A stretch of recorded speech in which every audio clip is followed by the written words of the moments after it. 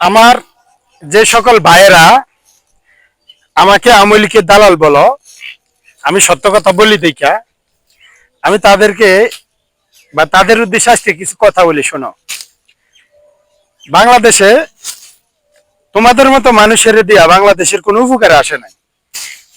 তোমরা শুধু মানুষের সমালোচনা করাই জানো। আর যদি দল করে থাকো বা দলের নেতা ফেতা হয়ে থাকো, তাহলে মনে করো দলের থেকে পার্সেন্টেজ খাওয়া শিখছো। মানুষের কল্যাণে তোমাদের কোনো কাজ আসে না। শোনো, একটা কথা বললে তোমাদের ফিলে চমকায় যাবো। ফিলে চমকানো বুঝো? ফিলে চমকায় যাবো। সেটা হচ্ছে এই জুলাই আগস্টের যে বিপ্লবী যে আন্দোলনের যেই সুফল, এটা বাংলাদেশের কোনো মানুষই পায় নাই। তুমি বিশ্বাস করো বা না করো, এর সুফল বাংলাদেশের সাধারণ মানুষ ভোগ করতে পারে নাই, এখনো পারে নাই। ডক্টর ইউনূস ক্ষমতায়, ডক্টর ইউনূসের মতো আরো যদি ভালো কেউ ক্ষমতায় বসতে হয়তো, হ্যাঁ, তাও পারতো না। কেন পারতো না জানো? কারণ তোমাদের মতো কিছু স্বার্থলোভী মানুষ এ বাংলাদেশে যারা দল করে, তারা মনে করে বাংলাদেশটারে কলুষিত করতেছে। ঠিক আছে, সত্য কথা বললে তোমরা মনে করো যে ব্যক্তি সত্য কথা বলে হ্যাঁ ওই দলে এই দলে ফালাইয়া দাও। হ্যাঁ, তোমাদের মতো কিছু মানুষ আছে তারা এটা করে। তো তোমাদেরকে যেটা বলতে চাই, আজকে আমি একটা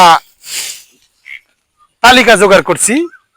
সেই তালিকাটা হচ্ছে জুলাই আগস্টের যেই গণ আন্দোলন হয়েছে আর সেই আন্দোলনে যারা শহীদ হয়েছে তাদের, এই তাদের মধ্যে 7 জনের আমি তালিকা আবিষ্কার করছি। বুঝছো? তাদের বাড়িতে যায়, তাদের গ্রামে যা, হ্যাঁ, ঠিকানা লইয়া একদম তাদের সরজমিনে যা, হ্যাঁ, বাইর করে আনছি। এই 7 জনই জীবিত।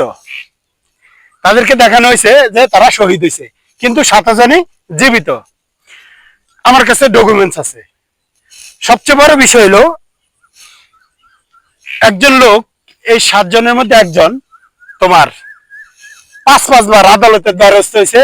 আদালতকে এটা বোঝানোর জন্য, দেশের মানুষকে এটা বোঝানোর জন্য যে সে এই আন্দোলনে শহীদ হয় নাই, মারা যায় নাই, সে জীবিত। 5 বার আইনের দ্বারস্থ হয়েছে সে। ঠিক আছে, ভিডিওর সাথে ঠিকানাটা বললাম না, ঠিকানা বলবো, সবকিছু একসাথে প্রকাশ করবো। সেই লোক আজকে কথা বললাম, উনি খুব দুঃখ প্রকাশ করে বললো যে আসলে আমাদের দেশটা দেশ না, এটা লুইটা বাইটা খাওয়ার জন্য সবাই চেষ্টা করতেছে। তো তোমাদের মতো যারা স্বার্থলোভী মানুষ আছে তারা সমালোচনা করো, হ্যাঁ, যে আমাদের মতো মানুষ যদি সত্য কথা বলি আমাদেরকে কোনো না কোনো দলে ফেলায় দাও, হয় আওয়ামী লীগ নয় বিএনপি। শোনো, আওয়ামী লীগ বিএনপিতে না ফেলা কিভাবে দেশের ভালো হইব, দেশের মানুষের ভালো হইব সেই চিন্তা করো। বুঝছো? অন্যায় যে করে সেও এক ধরনের অপরাধী, আর অন্যায় যে সয় সেও এক ধরনের অপরাধী। অন্যায়কে যে সমর্থন করে সেও অপরাধী। ডক্টর ইউনূস শিক্ষিত লোক, উনি দেশের গদিতে বসে, আমিও খুশি। আমি ডক্টর ইউনূসের বিরোধিতা করি না, কিন্তু ডক্টর ইউনূস তার মেধা, যোগ্যতা, শিক্ষা সকল কিছুতে সে যতটা সেরা, যতটুকু আমরা আশা করছি এই দেশের মানুষ, উনি এতটুকু করতে পারে নাই। এ দেশের জন্য করতে পারে নাই। ওনার কি জন্য হাত বান্ধা, কেন হাত বান্ধা উনি নিজে জানে না। ঠিক আছে, আর উনি যে আন্দোলনের মধ্যে দিয়া, হ্যাঁ, সরকারে এসে বসছে, উনি যদি চায় সকল বাধা ছিন্ন বিচ্ছিন্ন করে লাইতে পারে, শুধু জনগণকে সাথে নেয়া।